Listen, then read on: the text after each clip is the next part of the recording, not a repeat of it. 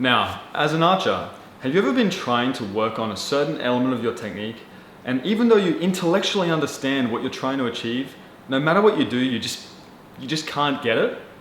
Or maybe you're a coach and you've been trying to drill something into your students, but no matter how you explain it, even if they understand it, they just can't get it. Well, this is really common, and in today's video, we have all the solutions, because today, we're discussing the 3 elements that you need to achieve before you have any hope of achieving and mastering correct technique.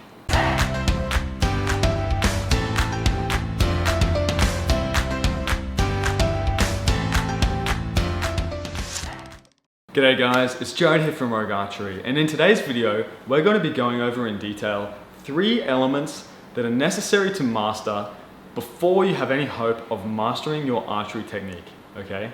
Now, in archery, technique gets a lot of attention, and rightly so. However, there's also an element of physiological conditioning before you can master any technique element, okay? Now, in the archery community, I think this is quite often neglected, and also I think that practically every sport in the world does it better than archery. If you look at combat sports, Olympic lifting, if you look at track and field events, swimming, soccer, footy, hockey, whatever it is, they all understand there's a very strong element of physiological conditioning before they can compete at a top level. And whilst there's some archers at a very high level that get this, I think through the ranks it's generally poorly understood.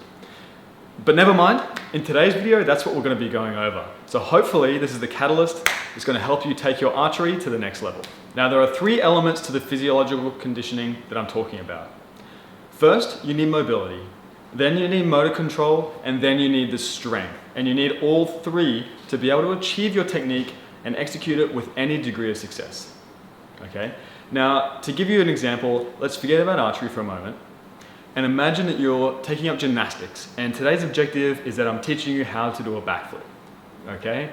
Now, as a sidebar, I can't do a backflip, I don't know anything about backflips, but we're going to work through this metaphor together. Okay, so we're learning how to do backflips. And the first thing we identify is that you're about as flexible as Donald Trump's immigration policy. You can't even do a back bridge. What are the chances that you're going to be able to execute a backflip with success? 0, right? A big fat 0. There's no chance you're going to be able to do a backflip. All right.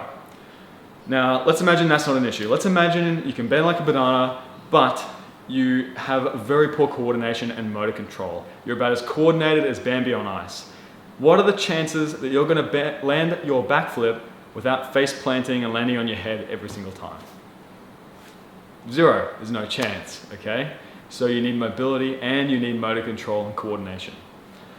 All right, let's imagine that you have mobility, okay? Let's imagine that you have your motor control. You're a tightrope walking, Bosu ball balancing expert, but you're about as strong as Charlie Sheen's willpower, okay? You're not going to be able to properly launch and land a backflip, are you? So what's going to happen? You're going to fall on your head every single time. You need all 3 elements, just to reinforce that. You need mobility, motor control, and strength to achieve any complex technical skill. Now, what I do with my archers, and what I would encourage you to do as well, is to develop protocols to screen for mobility, motor control, and strength up front.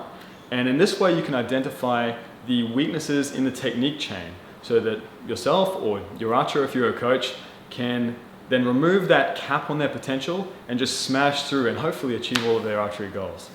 And so there's a number of techniques and basic exercises that I like to do this. The first one I've talked about in my other video, and to screen for shoulder mobility, there's a very basic drill called dislocates. And you can do this with a TheraBand, and you can do this with a simple broomstick.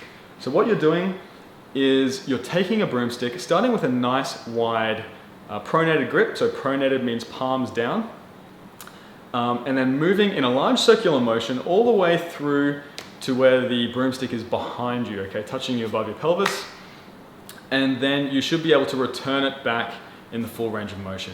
Now in this exercise, you want to make sure that when you're doing it, your shoulders aren't riding up and that both sides are working in coordination. Okay, you don't want to see people get manipulated in their posture like this. Okay, so you can see how I move the bar in a fluid motion both forwards and backwards. Now this is a great way to identify tightness through the pecs. So if you are really tight in the pecs, what you might need to do is go get some soft tissue work to help loosen it up, and then do some mobility drills to work through there. So I recommend incorporating this into your strength training program, where you can do some dumbbell presses with a neutral grip, which really works through that full range of motion with the pecs. Okay? The second thing we need to do is screen for motor control. And the most common issue I find with archers' motor control is in scapular control. Okay? So in my previous video, I talked about how archers tend to be very tight through the pecs and internal rotators just from our lifestyles. We spend way too much time on computers, on phones, things like this. And so we also end up with very weak, scapular retractors and poor scapular control. Now for archery, you need excellent scapular control. So the best way to screen for this is just with a simple TheraBand row, okay? Again, you can do this with minimal equipment. You can also do it with a cable machine if you have access to that in your gym. But what we want to see in that cable row is that you can start from a stretch position where the resistance of the band is enough to stretch your shoulder forward. You then want to start by setting the scapula into its retracted position, and it really helps if you have someone who is physiologically trained and can help you to get the feeling of that scapula in the set position.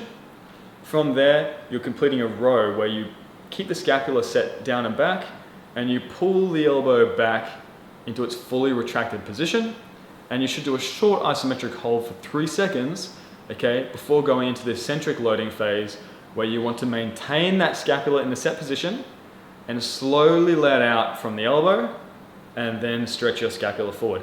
This is where most people find it very difficult, because what they find is when they let down in the eccentric range is that the first thing that pops out is their shoulder, They don't have the scapular control to maintain it through the eccentric loading phase, So we're going to be talking about this more in future videos. Now, once you've identified that, you can work through that with TheraBand rows. The other thing to screen for scapular control is called a face pull. And you can do this with a TheraBand, but it's much better with a cable machine.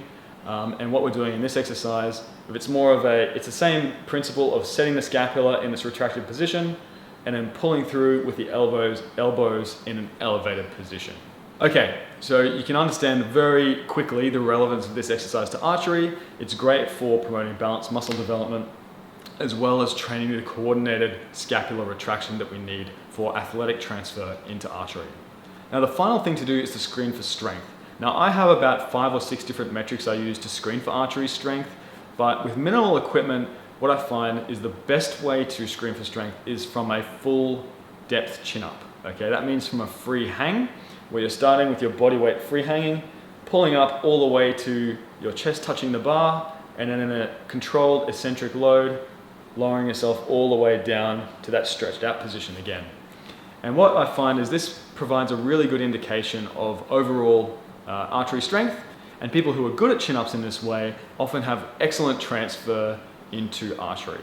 And so this exercise is very good for stretching the subscapularis. It's also very good for training the scapular retractors, and it also trains and gives us an indication of strength through the entire posterior cuff and scapular retractors. So it's a very, very good exercise and indication of strength for archery.